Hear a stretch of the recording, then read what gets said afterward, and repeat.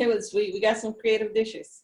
Got it, got it. So yeah, so that 3-day cleanse, it's pretty straightforward.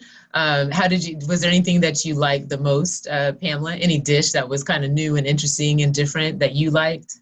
You know, actually, there was one that my husband made. Actually, it was we just pretty much used cauliflower and crumble and blended that like with a stir fry, and that was pretty good. You know, a little bit of olive oil and vegetables, the cauliflower plus the okra Right. and Oh yeah. uh, bell pepper, onions. You know, and that was pretty good as filling. It was filling.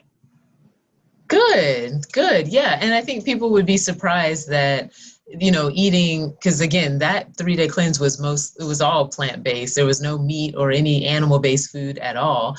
But the key to all of this and to making it work and being efficient as a cleanse, improving your health, and some people will lose weight while they do this 3-day cleanse, but is the variety. It's the color. So that might have been one thing too that you noticed was there is a lot of color and variety in the different foods and fruits and vegetables. So good, thank you for that, and I'm glad that you tried it. And Protein is really good. I like that. The Sun Warrior protein. oh, okay, excellent, good. Yeah, that's one that I like. The other one, I mean, we the Juice Plus is one you can't buy it in the stores, but Sun Warrior would be another, and then Vega. I think I took that off, but I'm not a huge fan of that brand anymore. It doesn't mix very well, but I'm glad that you found something that you like. Excellent. Elaine, if you're able to respond, were you able to look through the cleanse or do it? Did you get through the part? Okay, I looked through it. One week, the week that you introduced it, I think was the 4th of July week. And then the following week, I went on vacation. So I have not tried it yet, but I am going to try it. Good, good. The resources are there. Just keep it close to you. Keep it printed out if you haven't already. Oh, I printed it out. I have it printed out. Yeah. Good, good, good. So I'll ask you next time to see if just to hold you accountable, see if you have done it. And otherwise, you can do it at any time. So if you have a question of how often can you do and I'm saying quote unquote cleanse, is because it's really just healthy meals. It's healthy plant-based foods that any day I would recommend to anyone, myself included, to eat in and around your normal style of healthy eating. It's just for 3 days, I want you to not eat all that other stuff, which is really where we need to move in the direction of where we need to move for health, weight loss, wellness, hormonal balance, which that's what we're going to get into now, as my title suggests, menopause and fat loss.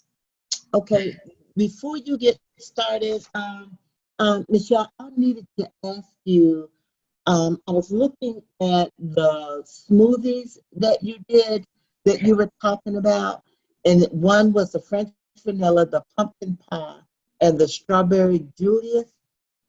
Were those the three? Which one was the one that you suggested was good for people with diabetes?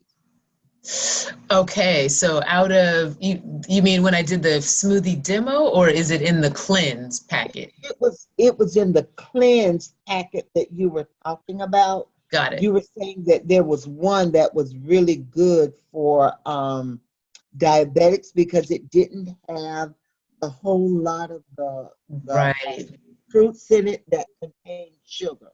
Got it. Number 3. I know exactly which one. Yeah, it's number 3. That's the one that has ginger in it. I believe it may have cinnamon in it. So it's more of a savory type of smoothie that doesn't have, I don't believe it has banana in it.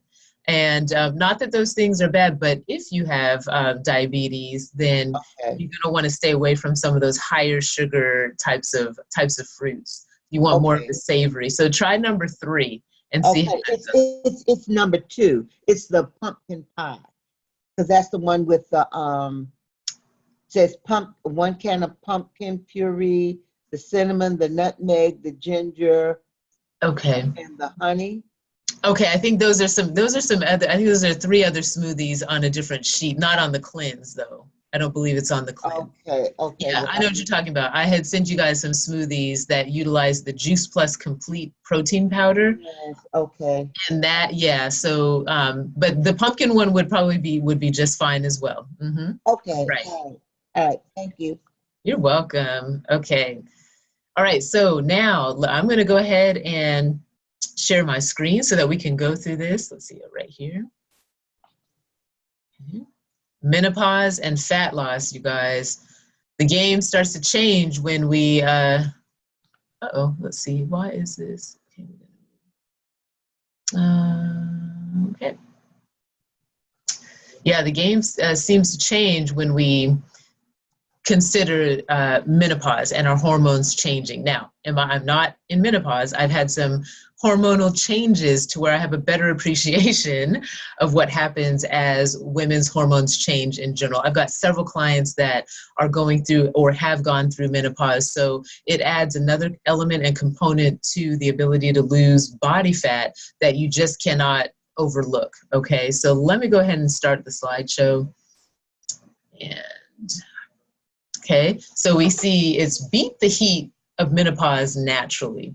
Okay, now let's see, this, I have probably about 25 slides. I want to make sure we get through. We've got 20 minutes, so not each one I'll spend a minute on, but I've got some great information that if there's anything that I need to go over more, you can put it in the chat box and I can send it to you after as my follow-up. Okay, so these are basically the 3 things that we're going to go over. We're going to spend a lot of time on 1 and 2, and number 3 just kind of wraps everything up. So we're going to talk about soy. We're going to talk about the healing foods that help menopause specifically, which is soy, contrary to what you might think, flax seeds, omega-3 fatty acids, bioflavonoids, and then we're going to talk about some meal plan strategies, which actually are just healthy eating strategies that if we do them, not only will we heal our body, we'll also balance our hormones, and we will also put ourselves in a position to burn body fat. Okay, so I'm going to be reading most of it only because, and I'm going to emphasize the things that I want you guys to know, because I think that there is a controversy around this first topic, and it's about soy. We've probably heard that soy is bad for you. However, in Asia, soy is like the #1 crop that's grown. And those women in Asia, they just tend to age very well. And I tend to believe, and I think the research shows it's because of the style of eating that they have, which includes soy. So it's a natural hormone, believe it or not. Soy, it contains natural hormones called phytoestrogens. Okay, phyto means plant, and estrogen is that hormone that all women have more so than men. Second, phytoestrogens are found in over 300 plants, including apples, carrots, oats, plums, olives. So to say we need to stay away from phytoestrogens that are contained in soy it doesn't really make sense, because we're eating them every day in smaller amounts. Flax seeds and soy, though, are very high in these phytoestrogens. Okay, so this you don't really need to know unless you're interested in, but the phytoestrogens can be further divided into something called isoflavones and lignans. Okay, now a little bit of science behind it on why they are important and where we've gone off track in terms of thinking that it's not great for us. So the phytoestrogens that we eat in our plants, they bind to our bodies to these receptors.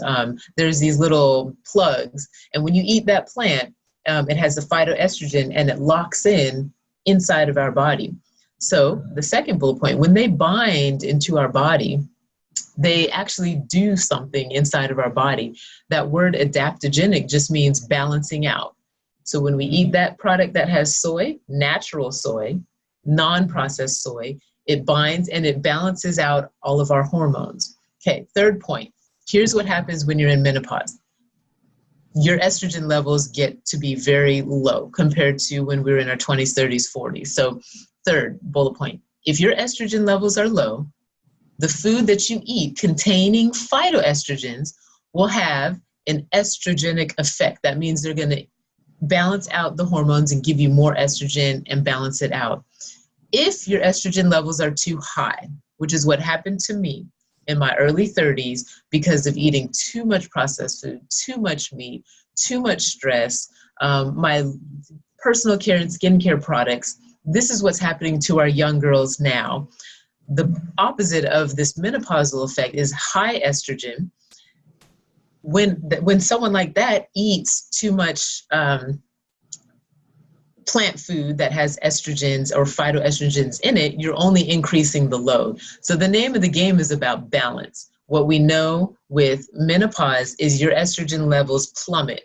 So that means you need to support that with natural plant-based foods that contain these phytoestrogens.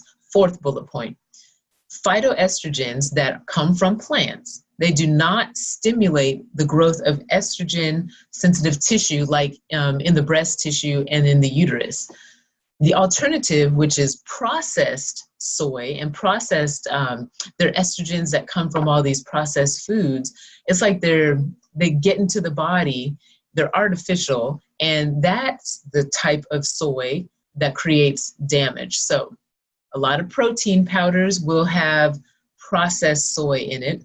And so will a lot of processed food, packaged food, I call it frankenfood. You'll see the word soybean oil. Probably 90% of the stuff that's out there, soybean oil. You want to stay away from that. Basically, if you just avoid processed foods, you're gonna be fine. Now, Dan, last bullet point, phytoestrogens have been shown to inhibit, that means stop or slow the growth of breast tumors in some animal studies, and probably because they occupy the receptor sites and prevent overstimulation of the cells. So a little bit of science behind that. The next category of estrogens that I want to talk about are called xenoestrogens. So we've talked about phytoestrogens. Those are estrogens that are naturally occurring in plants. Now these xenoestrogens, definition is the first bullet point. They're industrial, man-made compounds that have a similar estrogenic effect, but they differ from the naturally found phytoestrogens like soy, natural soy. Xenoestrogens, the word xeno means fake. It means manufactured. So they've been implicated in a variety of medical problems as there's a concern that xenoestrogens may act as false messengers. It's like a fake estrogen, and it disrupts the process of reproduction, among other things. Okay, there's a lot of research that shows that xenoestrogens can increase breast cancer and growth in tissues. So the common chemicals that contain xenoestrogens are what you see here. There's so much more that are banned in Europe, but they're actually legal here in the United States. But a few of them, 4-MBC, these are those words that you see in the ingredients of your personal care and sunscreen, lotions. There's BHA and food preservatives, those artificial colors. Remember FD&C red, number 3, parabens, located in lotions, contraceptive pills. They're released into the environment as xenoestrogens. This is a whole other topic that I'd have to go over later, but xenoestrogens we need to definitely stay away from. Okay, when it comes to these xenoestrogens, I just want to let you know, I found this interesting stat. It says less than 25% of products marketed to Black women score low in potentially hazardous ingredients. So products meaning personal care and skincare products. Again, this is another seminar, but I am a representative on a mission to share this information. And I'm a part of a company called Beauty Counter, and I have my little website up there. I'll send that to you, but it's a way to get to be able to steer clear of the stuff that we slather on our bodies, put the makeup, hair care. I mean, it's not a good thing. These things are acting like hormones, acting like the bad soy when it gets into our body. So we want to minimize that. And there is a strong connection and correlation to the ability to burn body fat, especially in menopause. You want to decrease as much as you possibly can as far as what's entering the body. that is taking up those estrogen and hormonal receptors. You want to clear that stuff out. And the first way to do that is to know where it's coming from and to know what to take or what to eat and what to use in place of the bad stuff. Okay, so this just continues on as far as where these fake estrogens are. It's hair products in the blue. Okay, hair products, 58% of our hair products marketed to us contains these weird fake estrogens that are having an impact on women's bodies, and especially through menopause. Okay, antiperspirants, deodorants is 8%. The purple are your moisturizers, lotions, body firming agents. The green are your cleansers like bath soap, bubble bath, facial cleansers, and the 15% is in our makeup. Okay, so anyway, when you know better, you do better, and this will allow you to get some options and ideas for substituting things that we may be using that we're not sure is safe. Okay, so Beauty Counter is that company. You can check that out later and ask me any questions that you have later on. So back to the foods. Now, back to soy. What kind of soy? Where do we get it from? What does it do? So soy, as a regular component of the diet, can lessen the frequency and the intensity of hot flashes. Okay, this is what most of my clients, most women that are going through menopause, they complain about. You know, when you're having those hot flashes, and I've had them as well as my hormones have gone up and down from a lot of this. Like I had fibroids. Fibroids is a condition where I had high estrogen and low progesterone. So I had to switch it. I had to flip that switch. Now, when I get into my late 40s and 50s, I got to look at things differently. I'm going to have to say, okay, I know what's going to happen. I'm going to start to have low estrogen. So I'm going to want to increase the amount of naturally occurring estrogens, like in soy, in order to help balance things out. Second bullet point, soy can help decrease fat and increase lean tissue. It can decrease the risk of breast cancer and endometrial cancer, and but soy benefits are dose dependent. Okay, so now I'm going to go ahead and skip through to this one. Here are the following foods that have 35 to 50 milligrams of soy isoflavones. Cup of soy milk, for tofu, half cup of tofu, tempeh, things that we don't really, most of us don't know how to use. I don't use all the time, but it's it's information. Half cup of green soybeans, 2 handfuls of roasted soy nuts. And one thing is important too, if you do too much soy, and I've seen this firsthand, I'm gonna tell you where, but what happens when you do too much soy, some people have a little bit of gassy effect. But where I see this is when people are trying to go like vegan, let's just say, and they go to that refrigerated section that has all the like soy hot dogs and soy sausage and soy cheese. Well, people go gung-ho. They're like, well, I'm not eating meat, so I'm just going to do all these soy-based products. That's a recipe for disaster. So not that they're bad, but the point is you want to add these in little by little, and you will your body will adjust and you'll get the protective effect. Okay, when buying soy products, look for organic, non-GMO soy products. Okay, this is because about 20% of the soy crops have been genetically modified.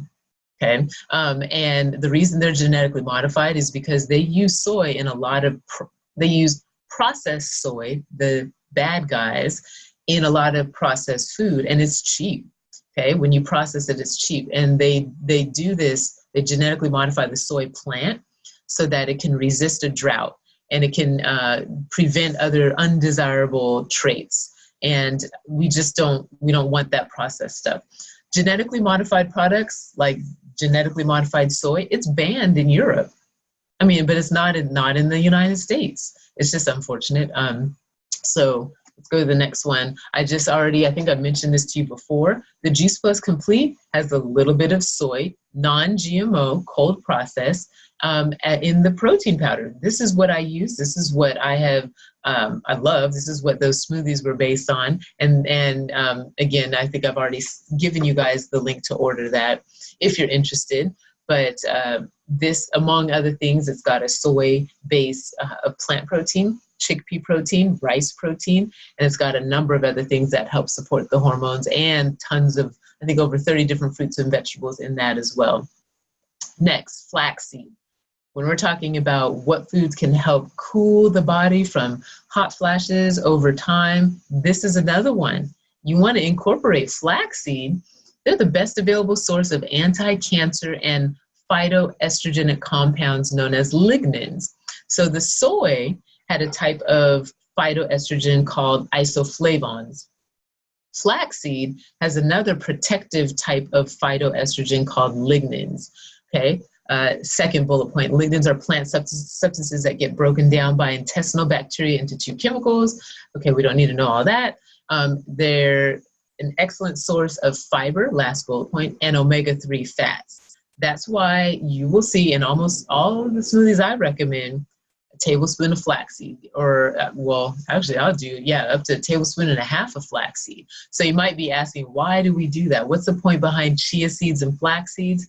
Flax seeds provide this further protection of fiber, but also lignans that can help with balancing the hormones, specifically the estrogen. Okay, the benefits of flax seeds. For those that don't do soy or have more gas from soy, they do flax seeds. Second, they contain antioxidants, antibacterial, antiviral. And then last, it helps protect the cardiovascular system. Okay, so flax seeds really should be a big part of every woman's pantry, I would say, over the age of 35. Okay, there's golden flax, and the way you take it, like I said, smoothie is the easiest way. A fourth cup, I guess you can go all the way up to a fourth cup, 3 to 7 days a week.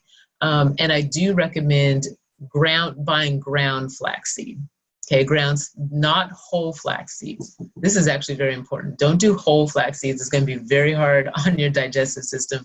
Ground flax seeds. And if you do get whole by accident, you can put them in a blender or put them into a food processor and blend them up or ground them up, and they're good to go. Keep in a dark, airtight container.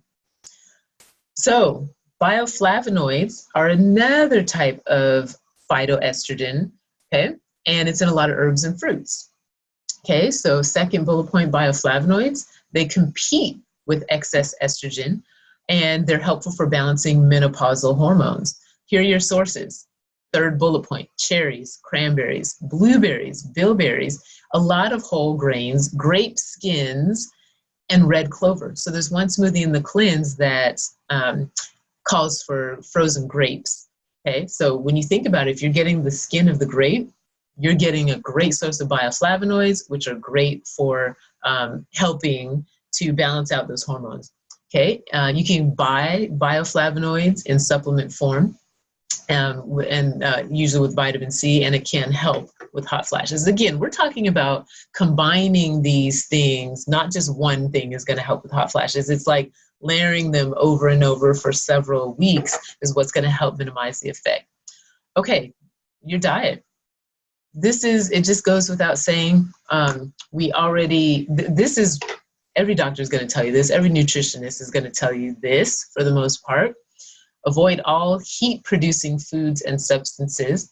Okay, maybe they may not tell you this. Okay, what do I mean by this? I mean spicy foods. Okay, spicy foods, they are going to actually exacerbate the problem with the hot flashes. So it would be great to just minimize your heat-producing foods and substances. We're talking about, too much cayenne pepper, too much pepper in general, chili powder. Just don't go overboard on it.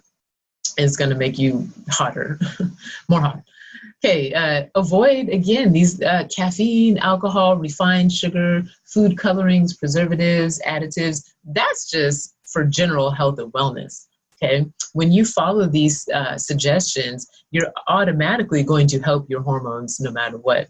Okay, this also includes antibiotics and the hormones fed to the animals during the production of most meat. That's a hard one because, in this program, and a lot of people have success with, we tell them low carb.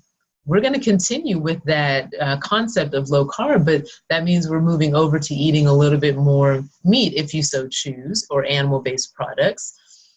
But the thing is, you want to make sure that it doesn't have these antibiotics and hormones. So you want to choose the highest quality as you possibly can, so you can avoid, this is on another note, we're not talking about low carb, high carb, we're talking about quality here and having an effect on the hormones. So when you're going to eat animal-based foods, just make sure you choose higher quality, no steroids, no antibiotics, fed to the animal. Red meat, small quantities.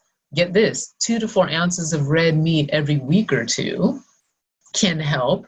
If that, and wherever you are to start, just do we recommend a little bit less over time. And then that fourth, helpful to limit spicy, pungent, greasy, and fried foods. Those things only magnify these hormonal changes when we go through menopause. Now, cooling foods. This is in contrast. These are things that could help. Eat cool foods as you go through the transition. Melons, bean sprouts. We already talked about tofu, white fish, celery is very cooling. Apples, asparagus, and grapes. We already talked about the grapes. Okay. Menopausal food plan. Guess what? This is not going to be, it's not going to be new. Okay. I think there might be a few things, but eat at least 3 meals a day. That helps control your blood sugar levels. It helps control the hormones, your estrogenic effect, all of that. Focus on portion size, not on calories. Eat a protein at each meal. That is very important. You can choose animal-based protein or high-quality animal-based protein, or you can choose plant-based protein. And we've gone over some of those, like the plant-based protein would be lentils, beans. It can be nuts and seeds. It can be the flax seeds, and then also your tofu and tempeh, if you ever choose to experiment with that. I've got a really, really good tofu eggs, quote unquote, egg scramble recipe. It's really good, and I'll make it and eat from it through the week, and it tastes just like eggs, but I'm getting my protein, and it's a plant-based from organic tofu. So I know it's not typical, but I want you to know there are options out there. Consume grain products with caution. Eat a wide variety of fresh fruits and vegetables daily, and eat healthy fats each day. Okay, so on the 3 meals a day, basically this is information on why that's so important. Your metabolism peaks the strongest at noon, and it decreases after that. So your lunch really should be your largest meal of the day. Okay, the food at night is more likely to be stored as excess fat compared to the food you eat early in the day. So your dinner, it's recommended to have that be a little bit of a lighter meal, contrary to what we usually do. Periodic starvation, it lowers your overall metabolic rate over time. And eating frequent small meals helps keep your blood sugar levels stable. Okay, and last is we highly suggest eating a snack between 3 and 4. That's where most people get that midday or evening slump. And that's when your blood sugar and your mood and your serotonin, your happy hormones, they tend to naturally plummet. So if you instead beat that, and you know that that's going to happen physiologically, that's what the human body does, have that snack plan between 3 and 4 so you overcome that. Okay. Okay, instead of counting calories, focus on eating the highest quality of foods. The next, let's see, I'm gonna keep going to the, a little bit other information. Lower your refined high GI carbs. So this is definitely, it's already in line with how you're gonna lose weight quickly. This is what the SizeWise program is built on, is on lower refined carbohydrates. So not all carbs are created equal.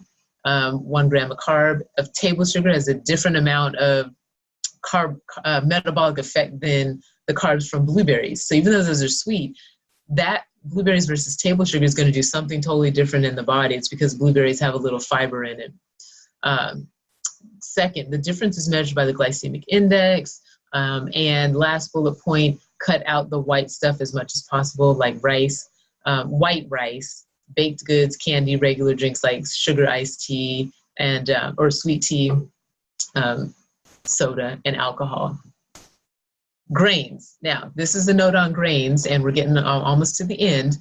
Even if you have eliminated white refined grains, when in menopause, whole grains like brown rice and whole grain bread, which we're told, you know, to choose over the white bread, and sometimes oats, they can still get you into trouble. And this really just depends on your body. Like if you're carb sensitive, then you may even want to take it a step further and minimize or reduce those items as well. Okay, some women find that eating more than one serving of grains can trigger binge eating, can just kind of get those cravings going. And last, like I said, many menopausal women are carb sensitive, which means that eating even the healthiest grains produce symptoms like bloating, gas, weight gain, sluggishness, and fatigue. So your best bet is to pay attention every time you eat, for, you know, as often as you can. Pay attention to the healthy foods that you're eating and how your body responds to it. Because it's going to change in our 30s and our 40s, 50s, and 60s. The things that you ate when you were 30 and 40 may not agree with you, even if they're healthy, when you're 50 and 60. Don't be dismayed. Don't worry. Just pay attention and make adjustments as needed. So like I said, whole wheat bread, we've been told eat that. Whole grain pasta, those are great, but it may not be for you. Your body will tell you. You just really have to listen. So I can't do thick crust whole wheat pizza anymore. I really don't. I don't do whole wheat pasta. Instead, I'll do zucchini noodles, and I'm fine with that. But I've come to the point where I realized that, and I had to make an adjustment. And that's really how you figure out the style of eating that's best for you, and how to bob and weave as you gracefully age and as you're trying to lose weight as well.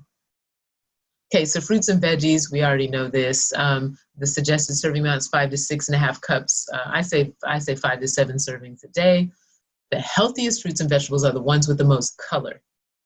We know this. We need the variety of color. Don't eat the same fruit and vegetable every single day. They all do different things in the body. Broccoli, red, yellow, green, dark leafy greens, kale, spinach, your reds and your tomatoes.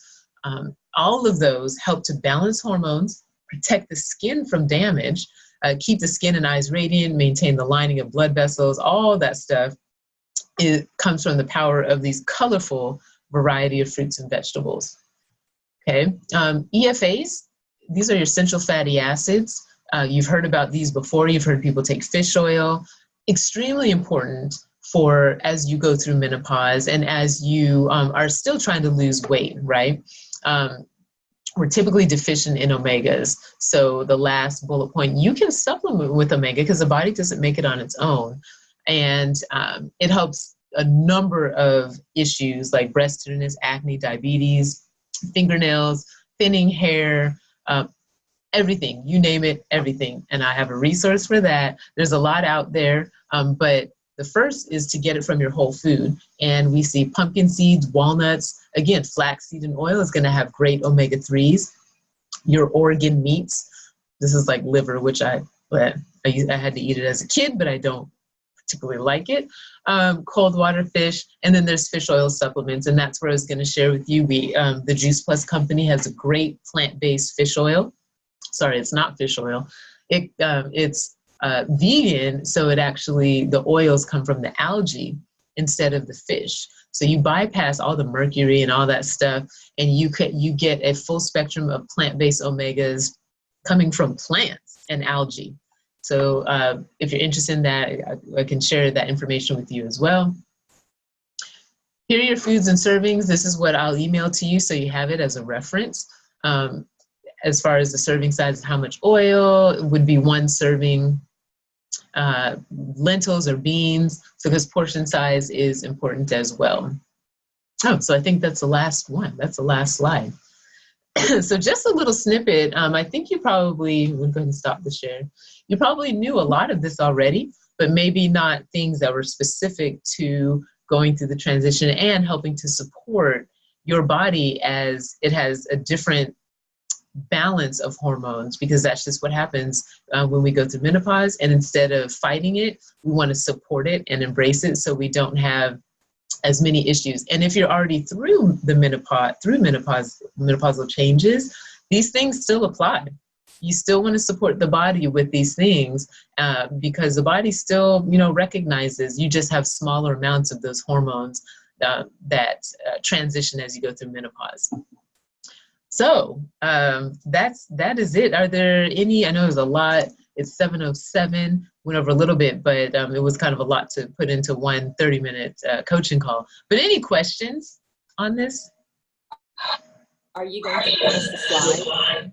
Yeah, if you want the slides, I can send the slides, absolutely. Yeah, I think that, I may need to put it in a Dropbox link, but I'll find a way to get it to you so that when you open up your email, it's either going to be attached to it if it's not too big, or I'll have a link for you to click on it. It'll take you to the PowerPoint, and then you can go through it a little bit more. So very good. Yeah, I would like that too.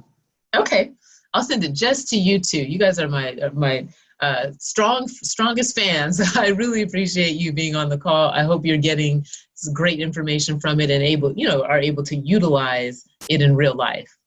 Yeah, we appreciate you. Oh, good. Thank you, guys. Any topics or anything that you want me to go over in a couple more weeks?